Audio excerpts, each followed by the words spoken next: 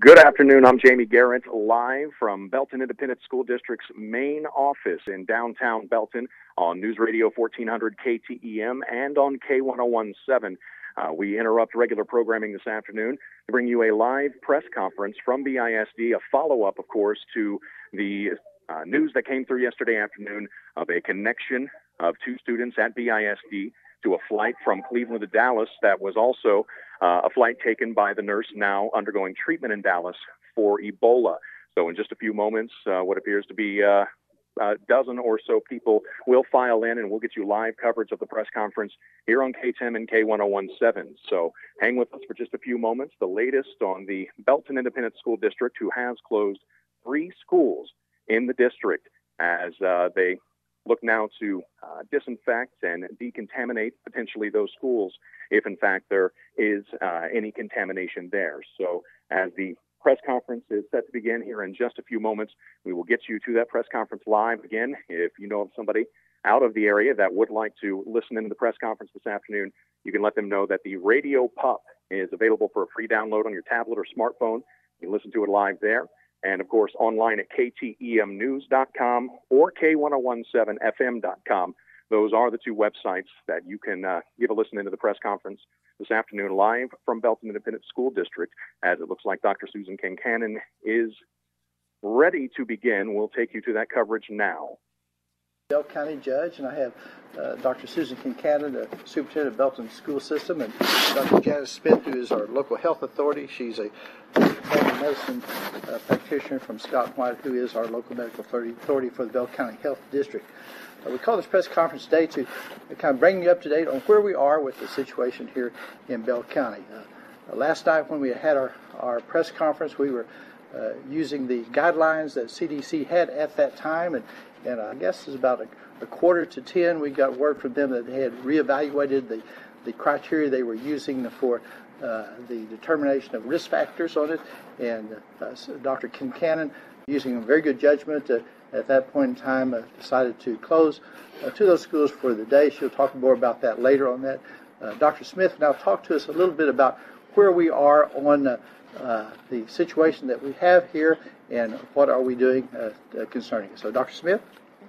Thank you, Judge. Thank you, Dr. Kincannon, for hosting the press conference and giving us the opportunity to try and help clarify the situation as it stands. As you know, it's a changing situation.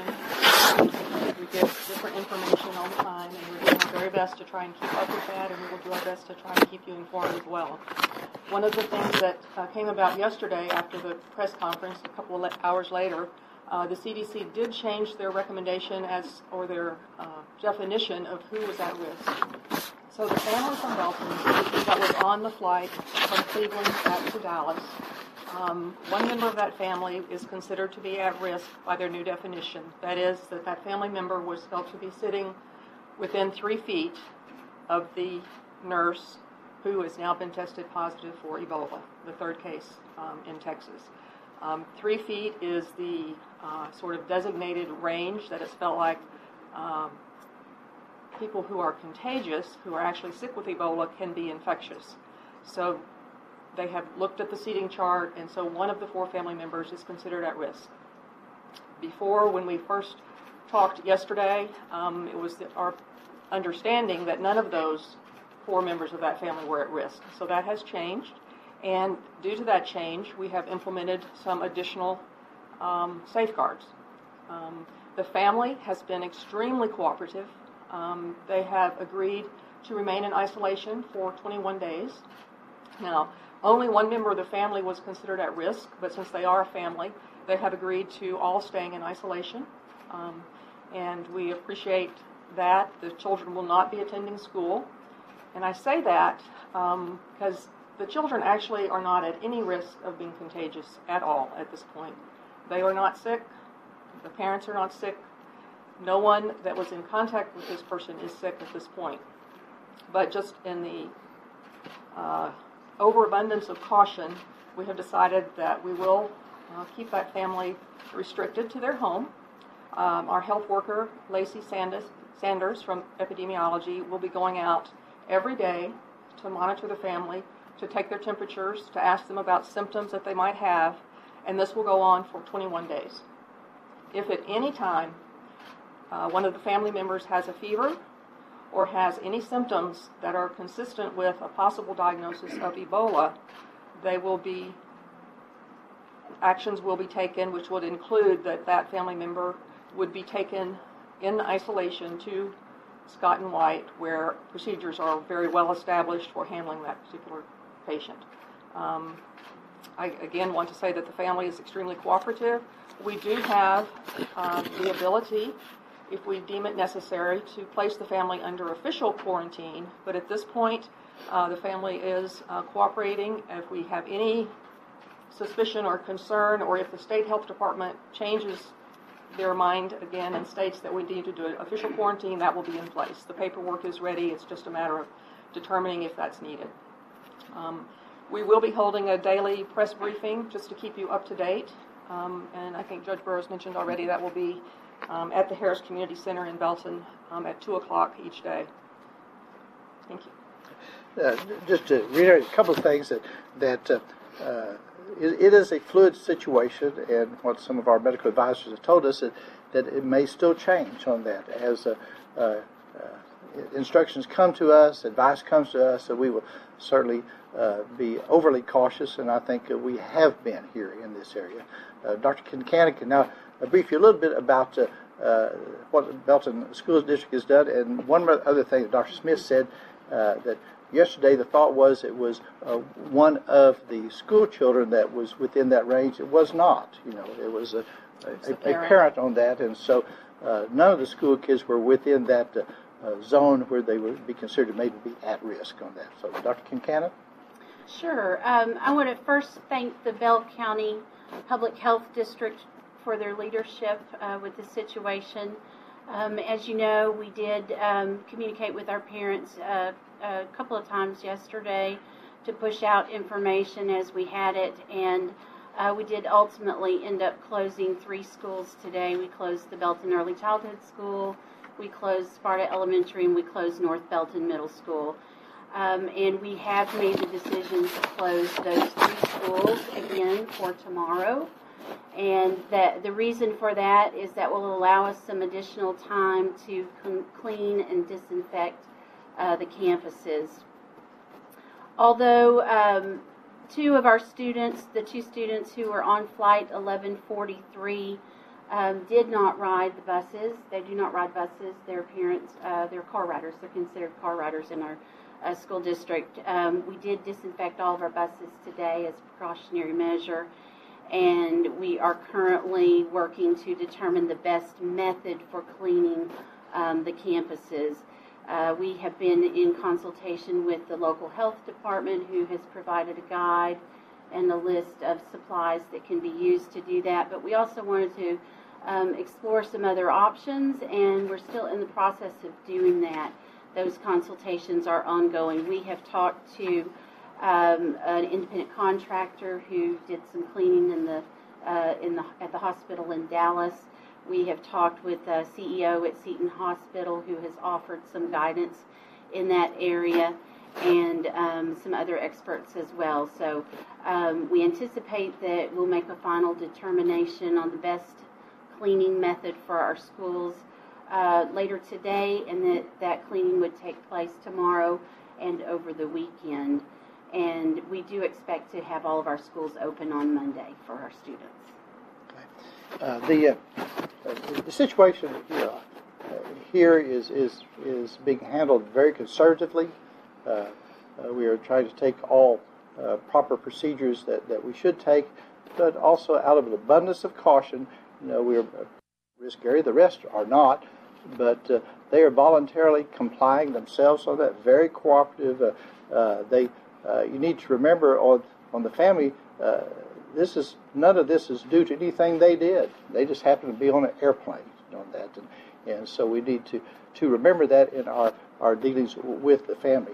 Paul Romer here is on the front row. Paul is the Public Information Officer for the City of Belton. He will be leading these briefings with resource from Kathy Broom and others from the Health District at the Harris Community Center. We'll be tomorrow at 2 o'clock. Whether or not we do stuff over the weekend, we'll maybe talk about that tomorrow. But we want to have someone that you can go to find out what's going on. I would anticipate nothing will be going on, but we understand your need and desire to be kept up to date. We want to provide a mechanism for that to occur. That's basically all that we've got to say here today. We are open for questions on that, and so if you have questions, just raise your hand and we'll try to answer them the best we can. Yes, sir. Yesterday you mentioned that we weren't sure at the time where these parents worked or where they were employed, but now that we've confirmed that one of them was at risk and within proximity of the affected passenger, were we able to confirm that, and has that employer been notified? I really don't have the answer to that. But. Lacey, can you? Lacey, our epidemiologist who's been working with the family, can answer that directly for you. We still won't be releasing the information on the cases, whereabouts of where they work. None of them had close contact with anyone at work. Their work have been notified and are following procedures that we've given them as far as what subscribe on that. So other than that, there's a lot of stuff that we can't share with the public simply because we're trying to protect their privacy as well. And I understand that bothers some people, but not only we're trying to protect the public's health and well-being, but we're also trying to protect their health and well-being as well. But do they work in a position where they interact with the public quite often?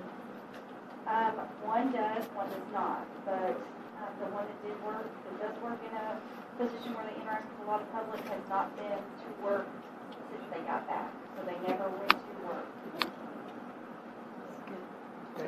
But did the other person go to work? Yes, but they are not in a large facility where there's a lot of interaction between people, even co-workers. There's a big amount of space between each person that works. And again, if they are not sick with the disease, they are not contagious. So again, that's not a risk. Yes, ma'am. We had a call come into our newsroom just a short time ago from someone at Belton High saying that the band teacher was suited up, wearing gloves and a mask, and that students were upset and wanting to go home. Do you know anything about that yet in the district? Have you been notified? I have not been notified of that. Hi. Can you talk to us a little bit about the procedure that you use to disinfect the buses, just for parents not? Sure. We used a disinfectant spray. It's a spray that we have used before when we had other outbreaks. I did that as a precautionary measure. As I said, these particular students that were on Flight 1143 do not ride the school buses.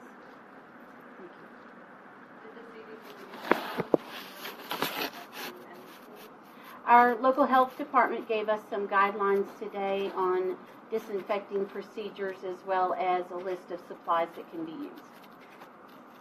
Any word on the cost of cleaning these schools or the economic impact of having these schools closed for X number of days? We don't have a dollar amount on that yet. We're still determining the method to be used, and we'll be looking at our attendance rates today as well. Is the company that you reached out to, the cleaning guys out of Dallas, the same company that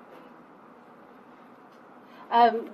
We did reach out to the company that cleaned the hospital in Dallas. Yes. Throughout the course of the day, as we were driving around, looking at some of the schools, we noticed that at least 2 out of the 3 schools, there were district employees working on the buildings, without any gear over their face, without anything. I think one was repairing metal. Any concern for them or anything like that? No, we don't have any concerns for the workers who are working outside of the building. They wouldn't have had any contact with students. And the students would not have been in those buildings either. No. No one is infectious or contagious at this time that was in those buildings. So. Can we go back to when they arrived into the Dallas airport? Do we know if they drove to the Belton area or if they flew in through Cleveland? Lacey, do you know what the... They drove. You had a question? Have you been working with Dallas ISD at all on cleaning measures? We have some staff who is actually on a conference call with Dallas ISD this afternoon. Also, how long does the virus even live on surfaces That's not really known for sure. I mean, it doesn't live more than a few hours generally on surfaces, and it just in the normal environment. So that's a good question. If there were any body fluids that were contaminated, it can live for quite a bit longer, but generally outside of the body it does not live. But this virus behaves a little differently than the viruses we're used to working with, so we're being extra cautious. Again, abundance of caution on this and the steps they're taking. And I know you've been working with the local health department, but have you had any contact with the CDC at all? We have regular updates from the CDC. They have been guiding us along the way in terms of what the contact precautions need to be, about the isolation for the family, whether there needs to be quarantine or not, what their definition is of the at-risk. So yeah, there's ongoing communication.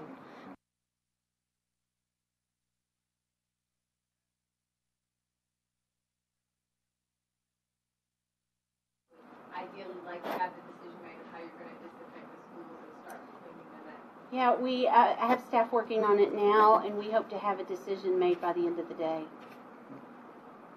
So clinic could start as by early morning? Or? It could start as early as tomorrow and go through the weekend, depending on the method and the amount of time that it would take to clean the 3 buildings. But you still anticipate schools opening on Monday? I do, yes. Just a side note, Bell County is not really directly involved in this, but our communications center is prepared for those type of calls. And back on, I think it was on the 3rd of October, after the incident in Dallas, we began looking at our protocols and the staff those around through the health department to our medical advisors at Scott and White to make sure that we had the appropriate protocols to deal with calls that we would get at the communications center. And so we had those in place prior to this. Those have not been used in a actual case, but we have vetted those through the health department, through the Scott and White, through our medical directors, so that when we get a call at the 911 center, we could ask some appropriate questions that may trigger another question, so that we can tell our first responders when they are going to the scene, whether or not there's a need to have protective gear or what steps they need to take, and to be able to notify our medical facilities that we may be on the way with someone in this condition. So we are, again, trying to be proactive and trying to be prepared for an event we hope that does not occur. Yes, ma'am. There's been mention today about a little bit of frustration on the CDC kind of changing its course, especially in the middle of the night. Can you expand on that and how you'll work with them going forward? Well, I have some difficulty on the little bit. Yeah, but we were basing on the information we had at the time, and that certainly we would want to err on the side of caution on that part, but we wish we had known something different, and when we had the press conference yesterday, we would have said that, but we were basing our report on the information we had at the time. I was reading a quote from the CDC director out of the All American Statesman at that time. It's extremely low risk on that. So we, as we found out different, we took different steps. Other questions? You mentioned that the family does live in the city of Belton. Can you confirm if it's a highly populated housing area, apartment area, or if they're out in a rural area? I can't confirm that at this time. No. Thank you very much. Do you anticipate when they do clean the schools that will be in full protective gear? That decision has not been made. I assume they will take the precautions that their industry, recommends.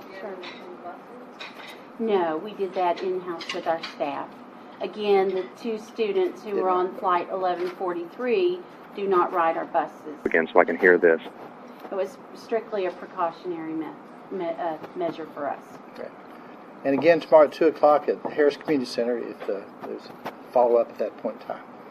And Superintendent, have we made any decision about those parents who decide they don't want their children to go to school because of the scare? I know there was still a question of whether we'll allow that, or even these kids who are going to be held in for the 21-day period? What's going to happen? Sure. So the question is whether the absences will be excused or not. Right. And we want to work with our families. We understand parents are concerned, and rightfully so. And so we'll be working with our parents who kept their kids home today and tomorrow, certainly. And then after that, we'll look at each of those on an individual basis for those families. We got some calls yesterday as well that some parents didn't get that email. I know I mentioned that last night.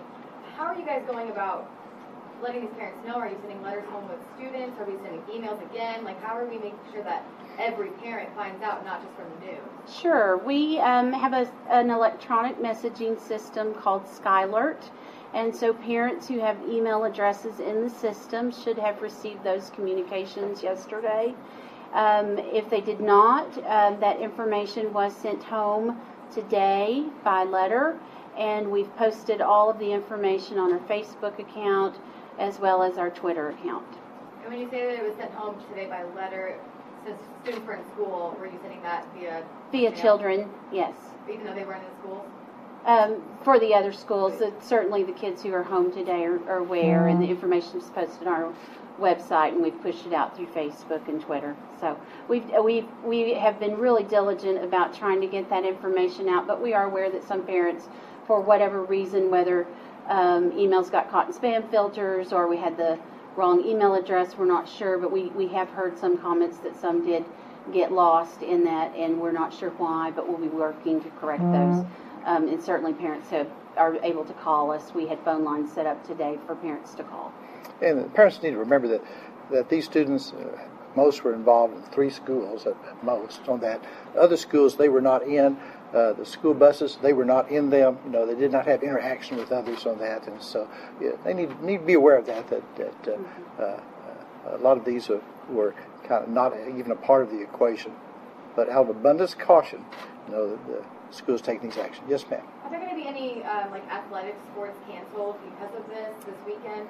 Yes. We canceled one event tonight at a middle school volleyball game where we had students from the middle school traveling to another middle school to play an event. We did cancel that, and we'll be looking at all the events scheduled for tomorrow and making decisions about those as well. By today, tomorrow, how soon? We'll be looking at those this afternoon, and we'll post information out to parents and through our sponsors of clubs and organizations. Okay. Yes, ma'am. These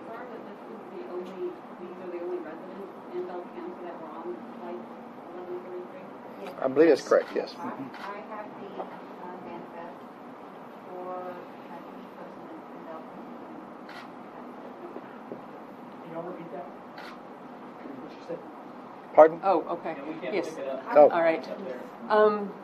Ms. Sanders was saying that she does have the flight manifest for everyone that was on that flight and has checked off every name, and there are only 4 people on that flight that are residents of Bell County. All right. And only one is considered a close contact. Correct. Only one close contact. Who was an adult and not one student. Can you tell us how they're holding up? I can. You want to come up Come to up the here. microphone? Sorry, I was running late. I was Better late than never. doing some investigation. Punch your button there. The family's actually doing fairly well. They're very cooperative, which makes my job really easy. They are concerned about the community. They're concerned about making sure they're following all the guidelines that we're recommending for them.